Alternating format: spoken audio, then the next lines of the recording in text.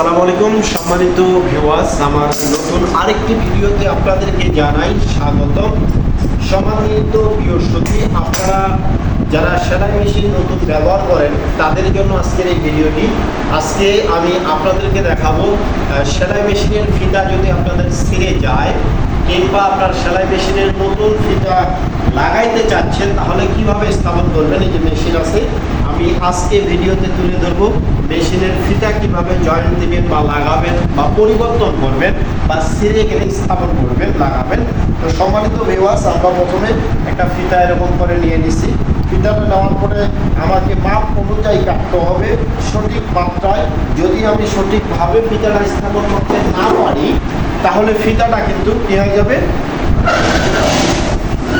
Loose হয়ে যাবে। তো সম্মানিত ভিউয়ার্স, লুজ হলে আবার টাইট দিতে হবে। তো আমি প্রথমে ফিতার মাপ আর ফিতার মাপ, হ্যাঁ ফিতার মাপটা আমরা যদি রোল থেকে বা কোথাও থেকে নিতে চাই তাহলে আমরা এইভাবেও যদি মাপতে চাই, দেখেন 1 2 3 4 মোটামুটি 2 গজ বলা যেতে পারে। 2 গজ ফিতা যদি আপনি নেন তাহলেই কিন্তু আপনার হয়ে যাবে। আর যদি আপনি মাপ সঠিকটা জানতে চান তাহলে আপনার যে টেবিলটা আছে এই টেবিলে একবার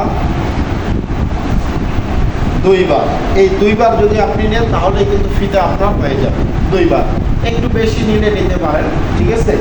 সম্মানিত ভিউয়ার্স, আমি এখন নতুন করে এই যে ফিতাটা স্থাপন করবো, লাগাবো এখানে।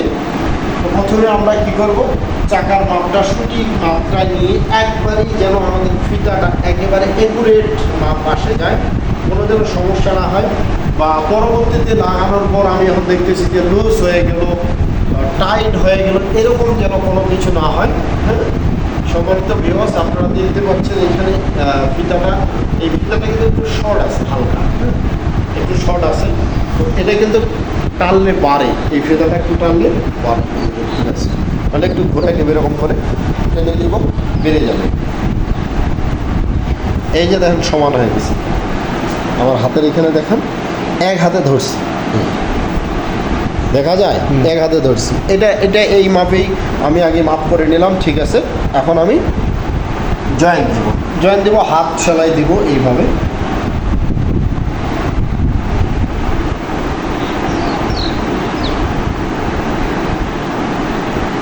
তো সম্মানিত ভিউয়ার্স, আমার ভিডিওগুলি যদি আপনাদের মন মতো হয়ে থাকে বা ভালো লেগে থাকে, পছন্দ হয়ে থাকে বা উপকার হয়ে থাকে আপনাদের, তাহলে আমার ভিডিওতে অবশ্যই লাইক কমেন্ট শেয়ার করবেন। আমার ইউটিউব চ্যানেলটাকে সাবস্ক্রাইব করে বেল আইকনটি ক্লিক করে রাখবেন যেন সমস্ত যতগুলো ভিডিও আমি ছাড়বো সবগুলো নোটিফিকেশন যেন আপনার কাছে পৌঁছে যায়।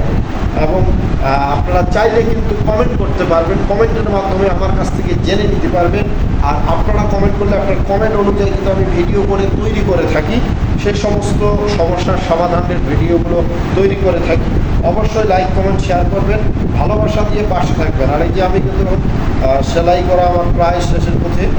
তো সম্মানিত ভিউয়ার্স, আমার ভিডিওটি ভালো লেগে থাকলে অবশ্যই শেয়ার অপশনে ক্লিক করে শেয়ার করে রাখবেন, লিঙ্কটা কপি করে রাখে পরবর্তীতে আপনারা যেন দেখতে পারেন, বারবার দেখতে পারেন, তাহলে বুঝতে পারবেন। 2-1 বার দেখলেই বুঝতে পারবেন। আর যদি কোনো আপনার প্রিয় মানুষ থেকে থাকে যিনি সমস্যায় ভুগতেছেন সেলাই মেশিনের ফিতা সম্পর্কে, ওনাকে আপনি মেনশন করে দিতে পারবেন শেয়ারের মাধ্যমে। তো সম্মানিত ভিউয়ার্স, আমার প্রায় ফিতাটা আমি ভালোভাবেই সেলাই করতেছি যেন পরবর্তীতে ছুটে না যায়। এইখানে আপনারা দেখতে পাইতেছেন, এই যে আমি জয়েন করলাম। এখন ফিতাটা দিয়ে মেশিনটা চালিয়ে দেখব সঠিকভাবে চলতেছে কি। চলুন বন্ধুরা,